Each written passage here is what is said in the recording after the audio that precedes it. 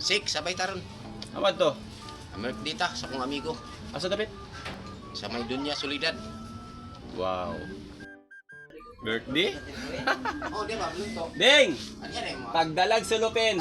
Alam na. Kailangan tagalon. Pagdali. Asa mga galon?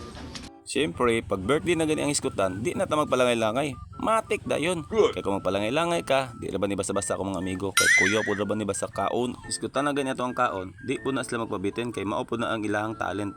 Tanawar ko na kong amigo diri oh. Naa na day diri, nag-shake-shake na og bahalina. Bantog ra gibiyaan ko didto kay nauna pa day diri sa kuha. Sa bagay, di na ta matingala ana kay birthday gani ang giadto no. Alam mo pabitin po na sila. Mao nang wa sa kumulingkod ya, nagatiman pa ko sa amigo nga nag-istorya-istorya sa kuha nga magpalit daw og bangos. Wow. Moto samtang wala pa nagpalit og bangos, iya sa akong gibutangan og pulutan diya og mao nang pulutan ang gibutang sa kuha. Wow, sinugbang baboy with toyo.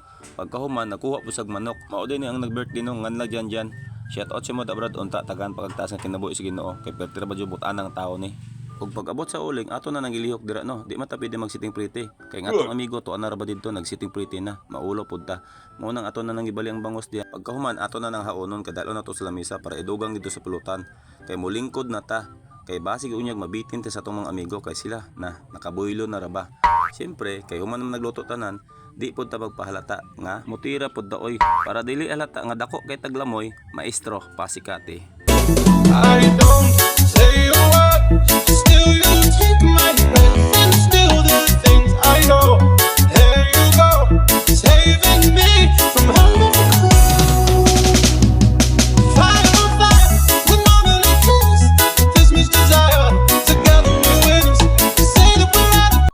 Samtang nagtagay-tagay to sila dito no, nag-edit-edit pud ta diya para nana pud i-post pagkaugma. Ug daghang kay salamat sa nananaw ha. Ug daghan pud salamat sa nag-imbita sa ato unta brad daghan blessing. Salamat kayo si mo ha.